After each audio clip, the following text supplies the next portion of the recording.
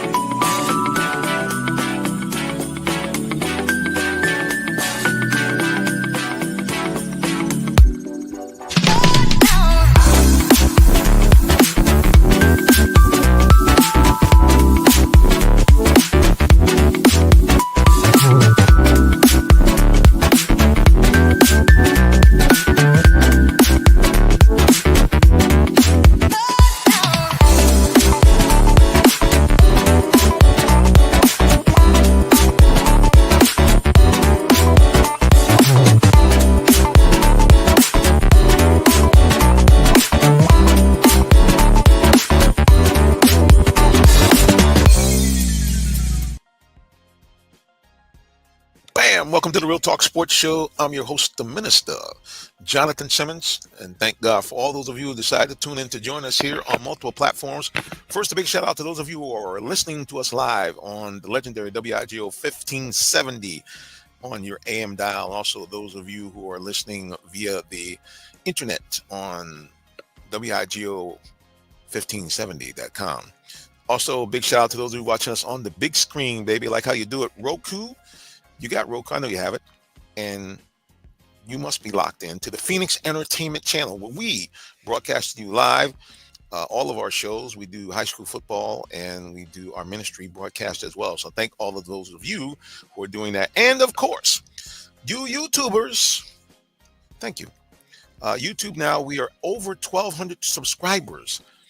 So we thank those of you who have been enjoying our YouTube shorts. That's been a big boost for us. And again, we appreciate all those of you who tune into us that way.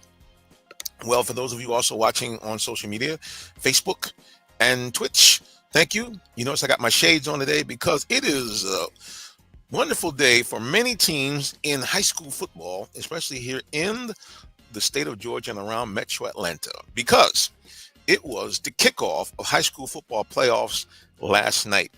And we were in the building, as we always are, over at Tara Stadium.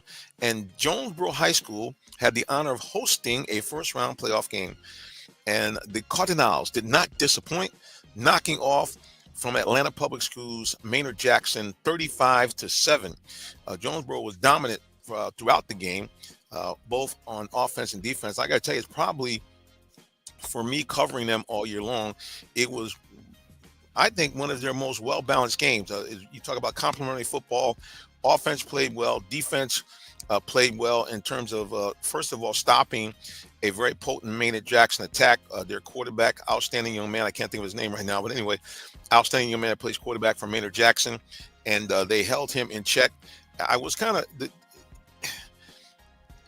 sometimes you watch things and you know, as a non-participant, it's always easy to be an armchair quarterback. But I do think that Maynard Jackson will look back on this game and feel that they should have used the legs of their all-region quarterback a lot more in that game. I think they could have been a lot more competitive. But anyway, bottom line, the Jonesboro Cardinals knock off the Maynard Jackson Jaguars 35-7 in our high school football game of the week. And of course, that is title sponsor Allen Vigil Ford, where I'm at right now because I'm an employee there. Let's go to the videotape and let's go to the audio and listen to the remarks of Jonesboro, first their head coach, after the big victory last night. Let's take a listen. All right, guys, we're here down on the field. It's been a big night for Jonesboro, a home game, and they won 35-7. And we have the head coach here. Coach, what was the key to the game for you guys today? I think the guys came out and played hard. We got a little sloppy, but we were able to play through that. That's a good team. We were just able to execute in some key moments, and that helped us out a lot. What was the key for you guys? This was a pretty potent team here with Maynard Jackson. You guys held them only 7 points. What was the key for your defense tonight? I think D-line did a good job, and linebackers did a good job of everybody getting in their fits. In the secondary, I mean, kudos to them. They did an outstanding job in pass coverage. So it was just a total team effort with everybody getting in their pass drops, the pass fits, the run fits. Coach, I think you got a couple. Here's number 4, Ms. Cortez Redding. Sir, what was the key for you guys on defense, holding Maynard Jackson to just 7 points? What was the key? Let's just restart that there. So that was a coach, Timothy Floyd. Coach Floyd was actually coach of the week for a local sports radio station here, and he's gotten a lot of coverage in building this Jonesboro program. He's done an outstanding job. Also, of course, as you know, they are backed by the Jonesboro Mighty Marching Cardinals. And before I go to my second interview with one of their defensive stars, Cortez Redding, let's just listen to a little clip of one of the best high school bands in the land. Assistant Director, Mr. Shannon Curry.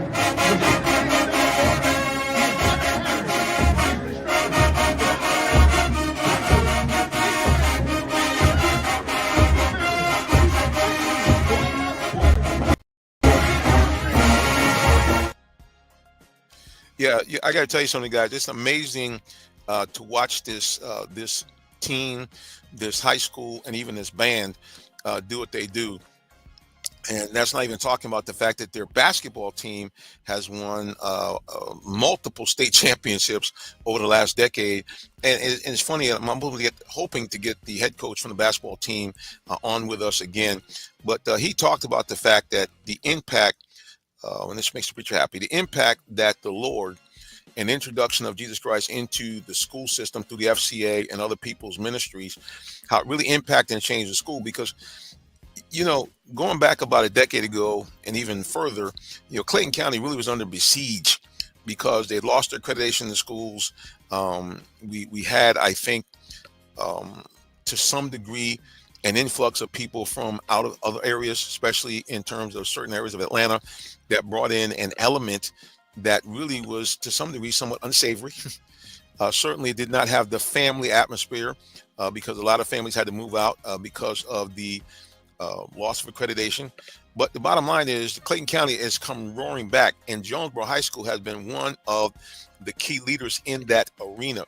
And like you said, again, just to see so many of these men like Coach Floyd and others, men of faith, impact their community, just let you know, hey, man, if you are willing to let the Lord lead you, it is amazing what can be done.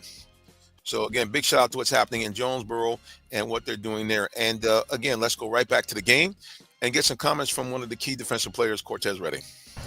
Here's number 4, Ms. Cortez Redding. Sir, what was the key for you guys on defense, holding Maynard Jackson to just 7 points? What was the key? The key tonight was our coaches put stuff in our head all week, and we just went out there and executed everything they taught us, everything they told us the whole week. So that was the biggest thing. You guys really just like said. That sums it up right there. You don't have to go any further than that soundbite. You say, hey, we just listened to what the coaches told us all week, and they were able to implement and execute that game plan to the T. And like I said, Jonesboro wins the opening round of their GSHA playoffs, 35-7 over Maynard Jackson. And we don't want to take anything away from some of the other players as well. Other stars that game was the electrifying. I got to tell you guys, if you have not watched this young man play, you need to come out and watch him. He is a commit to Georgia, 4-star athlete. I call him Travis Hunter 2.0, and that is Jontavius Wyman, number 3. This young man is sensational, plays defensive back primarily, but also as a wide receiver. They also use him from time to time as a kick returner. He's even lined up as a quarterback. So big shout out to Jontavius. Last night had a touchdown, had a couple of pass deflections, and a couple of runs that didn't score touchdowns. But I mean, it was like Bijan Robinson, you know, guys missing, juking, cutting. So big shout out to him. Also, another quote unquote athlete. That's the new position now. #ATH. They call him the big ticket, Jeremiah Ticket. Came here, I think, originally from either Hawaii, and came here a couple of years ago to live with his aunties. This young man, a big guy, 6'4", 250 pounds, committed to Toledo. He has now been inserted into the offense when Jonesboro, the coach calls the covert offense. I call it the Jumbotron offense when they bring in defensive tackles, offensive tackles. These big guys come in when they're trying to get a couple of yards that they might need a fourth or second down. And Jeremiah, shockingly, has scored a touchdown running. He scored a two-point conversions on pass receptions. So yeah, big shout out to him as well. So if you have not had a chance to see Jonesboro, please go out and see them. They will be on the road next week, but they stay here in Metro Atlanta. I think they're playing Blessed Trinity, which is somewhere up around the North Sparks area. So if you haven't watched this team and you're from the South Side, anywhere in Clayton County, please go out and support them, because I think they're the last remaining Clayton County team that is in the playoffs. So shout out to what's going on over there in Jonesboro and what's going on with the county. Well, you know, we also do the high school football scoreboard. Now, good news, you can find the scoreboard on your own. Go to realtalksports.net, and we have the scoreboard for Clayton counties, Henry County, DeKalb County, and South Fulton. As I just mentioned to you, in Clayton County, the Cardinals knocked off Maynard Jackson 35-7. Let's now scoot over here to DeKalb County and take a look at what happened in DeKalb. In DeKalb County, let's run down our scoreboard. Number one, Southwest DeKalb, a team that we also have covered, unfortunately, after making a tremendous run to get into the playoffs and narrowly missing becoming a region champion. Unfortunately, go down to Benedictine Military, lost at home, surprisingly, 35-13. Panthers dominated on their home turf, and that ends their season. But a good one they had with only 3 losses and 8 wins overall. Cedar Grove, a team that has been dominant over the years, a team that has won multiple state championships and was probably robbed of another one a few years ago. They unfortunately fall on the road to the Harlem Bulldogs. Final score 27-13. The Cedar Grove Saints go down. Columbia knocked off Butler 46-12 in their big game. They were able to advance to the second round. And Langston Hughes, you know, they won the state title in 2022, knocked off Dunwoody 58-35. So keep your eye on Langston Hughes. This is a team, like I said, again, is very, very potent, and they just won a couple years ago. Also in DeKalb County, MLK goes down, routed by Central 62-19. The Yellow Jackets of Rockmart knocked off Redan 30-6. And the Stevenson Jaguars, a team that we also cover. Good news to the Jaguars. At home, they win against Fayette County's Wildcats of Whitewater in a shootout, 44-37. Tucker Tigers go on the road to Ware County. You know, Ware County is one of the best teams in the state, and they played like it last night, knocking off the Tigers 38-0 at home. Let's circle now back to the south side where we are located. Henry County. The Eagles Landing Eagles were able to squeak in the postseason, but they're out immediately, having to face a very tough North Oconee team on the road. North Oconee pitched a shutout 49-0. Dutchtown, though, waved the Henry County flag. They knocked off Decatur from DeKalb County. They went on the road and crushed them 48-14. And another team that we cover and we are very fond of. Matter of fact, one of the star players, their dad, works right here with me at Allen Vigil Ford. The Ola Mustangs at home pitch a shutout 37-0. And this is big news because Ola has had one of the best teams ever in the school's history. Only one defeat, one loss during the year. They have been a very dominant team and look for them to possibly advance deep into the playoffs. Ola wins at home 37-0 over Flowery Branch. Hampton Hornets traveled to Eastside Eagles, and they came home with a 0. 42-0 loss to Eastside on the road. And last but not least, Luella, in a thriller, goes on the road and knocks off the Westover Patriots 25-24. All right, before we go to the break, we want to get one more batch of scores. We're going to go down to South Fulton County, right down the road from us as well. And we have a couple of teams down there who are legendary teams that really know how to make things happen in postseason play. Team number one, the Creekside Seminoles, who a decade ago won the title, and they have also been deep into the playoffs in multiple years. Creekside knocks off Harris County 39-3 at home, and look for the Seminoles to be a threat in postseason play. Speaking of a threat, you just heard me mention them before. The Langston Hughes Panthers 58, Dunwoody 35.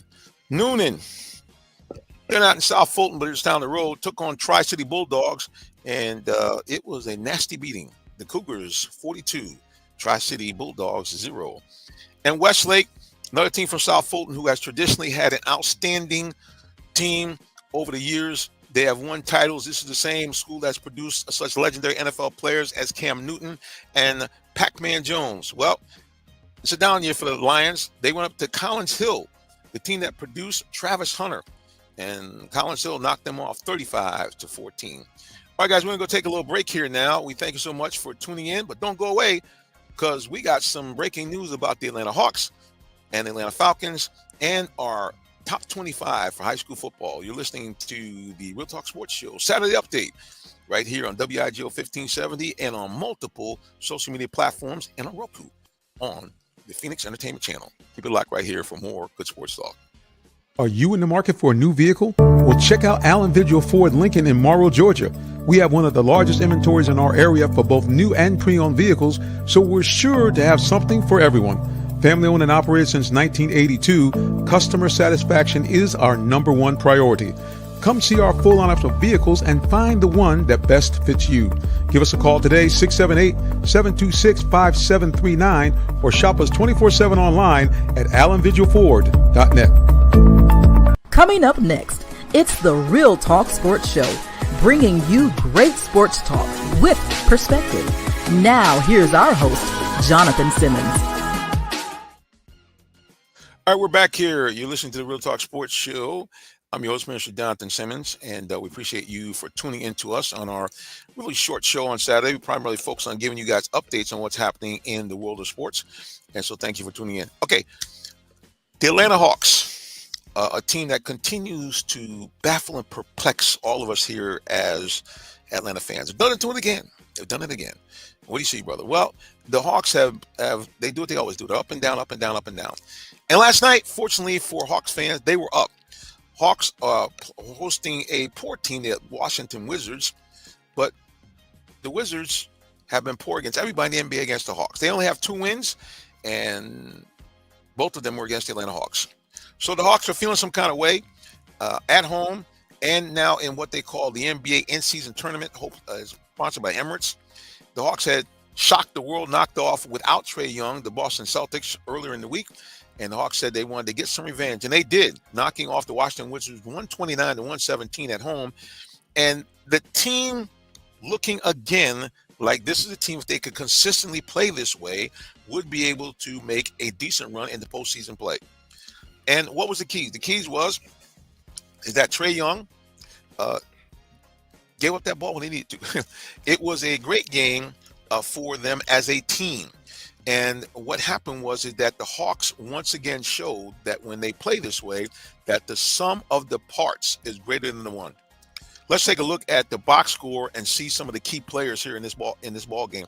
First of all, Jalen Johnson is clearly a rising star in the NBA. Once again, another double-double for Jalen Johnson, 18 points, 13 rebounds. But more importantly, he has kind of developed himself into a point forward. Another game where he's had in excess of 5 assists, 7 assists for Jalen Johnson last night. So a great stat line, a great performance by him, both offensively and had a couple of blocks defensively as well. The number 1 overall NBA draft pick, the Frenchman, Zachary Richache, hit double figures last night, 11 points, 2 rebounds, and 2 assists for him. Clint Capella continues to be a guy who's a workhorse for this Hawks team. Another double-double, 10 points, and 13 assists. But let's get to the meat of it. A guy that brought in a trade for a man that many of us were somewhat disappointed to see him go, DeJounte Murray, a guy who had that dog in him, a guy who made many memorable moments in his short tenure here for Atlanta, was traded off to New Orleans Pelicans for multiple draft picks and a couple of players who were not necessarily seeing a lot of time for the Pelicans. One of them was a young man by the name of Dyson Daniels, who just recently was in a top 10 NBA pick. Well, the Hawks are seeing why he is. This guy had been known to be a good defensive player. Now that he is a starter on the Hawks, he is ripping this league apart. He is a clamp down defender, and he has some of the fastest hands in the league. Leads the league in assists. Leads the league in steals. Almost 4 steals a game. And last night, he had another huge performance. Following up his 28-point performance against the Boston Celtics, Dyson Daniels, 25 points, 3 assists, 4 rebounds, and another game where he was the theft master. 6 steals for Dyson Daniels. Trae Young looked much better as a facilitator. 18 points, 9 assists for the star of the Hawks. And the other big key, once again, the return of DeAndre Hunter. If this guy could only stay healthy. DeAndre Hunter, now operating as a six-man, as he started doing last year, was a must-see TV. He was like the microwave. Now, you guys don't know who that is. There was a guy named Vinnie Johnson, used to play for the Pistons back in the day when they won championships, and they used to bring him off the bench, and this guy would score like almost like a point a minute. Well, guess what? DeAndre Hunter was drafting some of that field. 22 points in 21 minutes in his return onto the court. And also another guy who's an unsung hero, can kill you from three-point range. Garrison Matthews, 12 points in just 12 minutes. Hawks win 129-117 in a game that really, the score didn't indicate the fact that the Hawks are really blowing them out. As a matter of fact, the Hawks shifting to being a winning team via defense, led by Dyson Daniels. The Hawks held the Wizards to just 11 points in the second quarter, and at the turning point after giving up almost 40 in the first quarter. So again, this Hawks team, if they could just find a way to play it this way consistently. I know again it's against the Washington Wizards, one of the worst teams in the league, but keep in mind this team had beaten them 2 times already. So the fact that the Hawks were able to come back and play this type of balanced basketball, if they could just stay focused in doing this Hawks team, I don't think it's an NBA champion by any stretch of the imagination, but at least they can get away from being a play-in team, at least get up to that 6th or possibly 5th seed, where we could really see this Hawks team, if everything hits right, maybe get back into the second round and really start to move towards being one of the better teams in the NBA. The record now is 6 up, 7 down.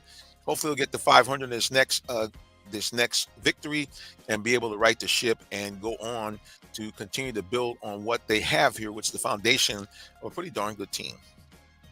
So that's all there from the Atlanta Hawks. Now, let's go ahead and shift to college football. And of course, last weekend, a seismic shift as many top seeds took it on the chin, including locally here, the Georgia Bulldogs. Bulldogs find themselves for the first time since the beginning of the Kirby era, potentially being on the outside of the real top dogs in the college football rankings. Georgia plummeted from being number 2 or number 3 in the rankings all the way down to number 12 after they were pretty much handled by the Mississippi Rebels, 28-10. And really one of the worst losses in this great run by Kirby and the Bulldogs the last 4 or 5 years. Keep in mind, until this loss to Mississippi on the road, Georgia had not lost to any SEC team, had not lost to any team not named Alabama in almost 4 years. And I think the whole college sports ranking world was shocked by this loss. So speaking of college football rankings, let's take a look at the last rankings from Tuesday. And it really is a lot of teams in there that we're not used to seeing up in the big boys. Number 1, the Oregon Ducks, still at number 1, undefeated at 10-0. Number 2, the Ohio State Buckeyes, 8-1. Texas, 8-1. Their only loss to the aforementioned Georgia Bulldogs. At number 4, Penn State, also at 8-1. Penn State, unbelievably, man, is right back again in the mix. And those are your top 4 teams that would actually have buys in the first round of college football playoffs. Right behind them, number 5, also undefeated, BYU. Also from the Big Ten, number 5, Indiana, a team that's shaking up the world. This team has been just taking it to everybody they played so far. 10-0 Indiana Hoosiers, a team normally known for basketball. Right behind them, BYU, also undefeated at 9-0. The Tennessee Volunteers, who will be on the road facing the Georgia Bulldogs, and I think a key game, I know a key game for the Bulldogs. They lose this game, the Bulldogs will be out of the playoff contention without a doubt. Right behind them, Notre Dame, one of the most overrated teams in college football, 8-1. Miami, right behind them at 9-1, another overrated team. Matter of fact, they just got knocked off by our own Georgia Tech Yellow Jackets here on the road. And right behind them in the top 10, Alabama at 7-2. Ole Miss, who, as I mentioned, you knocked off Georgia 28-10 at home last week, 8-2. And right behind them, the Georgia Bulldogs at 7-2. Now, you got to go one more notch down to Boise State at 8-1, because as it looks right now, if Boise State was to win out and this was to stay the same, even though Georgia would be ranked at 12, they would be actually out of the playoffs because Boise State would get the nod over them because they would be a conference champion. So, who knew? And let's get some other names we haven't seen in a while. SMU, the Mustangs, now in the ACC, making some big noise there. We haven't heard this kind of rumbling from SMU since back in the days when I was a young man, when they had the Pony Express with Hall of Famer Eric Dickerson and Craig James. Also, big news as well. Remember, in this ranking, all the way up to number 17, lurking in the shadows, and has an outside shot if they win out to actually get to the college football players themselves. The most exciting team in college football, the Colorado Buffaloes, sit just outside the mix at number 17, 7 wins and 2 losses. As I mentioned, if in fact the Buffaloes would win out, they would be the Big 12 champions and then most likely get a bid into the college football playoffs. And wouldn't that be the story of the year? Deion taking a team that had only won a handful of games, I think one game the year before he got there, when in 2 years getting them to be in the college football playoff. Also, another big shout out to a local team right down here, Georgia Tech, who shook up the world by knocking off the then number 4 Miami. They're not in the college football rankings, but they are ranked in the top 25 in the nation. And last but not least, I got to give a shout out because these men will go on to serve our country. The Army Cadets are undefeated and sit at number 24 in the college football poll at 9-0. So big shout out to the Cadets of West Point. Good news and good stuff, gentlemen. All right, we're getting ready to wrap it up here. This show goes so quickly, as you guys know, because it's only a half an hour. But we will have to let you know that the Falcons, like the Hawks, never cease to amaze how they can go up and down. So a few weeks ago, about a month ago, we were thinking, what do we have here? We overpaid for Kirk Cousins. Falcons were, I think, 1-2 at the time, and we were like, then the Falcons says, hold on a second. They won 5 of the next 6 games, including a 509-yard performance by Kirk Cousins. Kirk Cousins in the top 5 in the league in passing, and the world is beautiful as the Falcons found themselves at 6-3 with a 2.5-game lead over Tampa Bay and put themselves really pretty much in, at that time, what appeared to be the catbird seat for as shoo-in to be in the playoffs. And getting ready to face a New Orleans team, which was at best a mediocre team. Fired their coach, having all kinds of problems. And the Falcons went into New Orleans against their arch rival and laid an absolute egg. Falcons ended up losing 20-17 on a barrage of errors, including not 1, not 2, but 3 missed field goals by the normally accurate Younghoe Koo. On top of that, the Falcons also suffered a spate of injuries, including an injury to Kirk Cousins. That's right. Kirk Cousins was limited in practice last week. They actually had to put him on the injury report. Kirk was banged up after a very hard sack that he took in New Orleans, which actually created a fumble as well. So the Falcons are limping in to Denver, a team that's just the opposite. They're red hot, and they have a quarterback that plays a style of game which the Falcons normally have problem with, which is a mobile quarterback.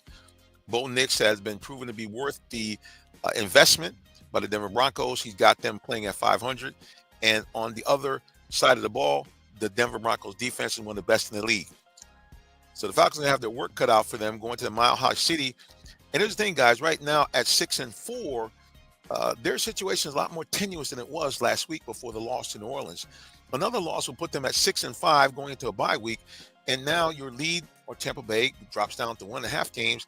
And you have a very tough schedule coming up. So this is a big win needed for the Falcons this week.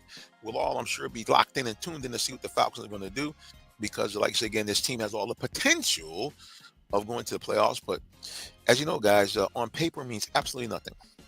Well, I tell you something that does mean a whole lot as we get ready to wrap up the show, and that is your relationship with God. That's right. Being the minister that I am, I could not end this broadcast without asking you, do you know the Lord Jesus Christ, your personal Savior? If the answer is no, I have to implore you, please, ma'am, get to know him today. Number one, nobody loves you like him. He is the one that sacrificed his very own life for you. so that if you repent of your sins and believe that he rose from the dead, two great things happen to you. Number one, you become a citizen of the kingdom of heaven. And number two, you become an adopted child of God with all the rights therein. That means you now can call God a heavenly parent, ask him for everything that you need. According to his will, he'll give it to you. And when you die, you go to a happy place called heaven and avoid that nasty place called hell. I don't know about you, but like option number one instead of option number two. Everybody, until the next time we get back together again, we simply say, God bless you. Have a wonderful rest of the day or evening, whichever may apply. So long and take care. See you next time.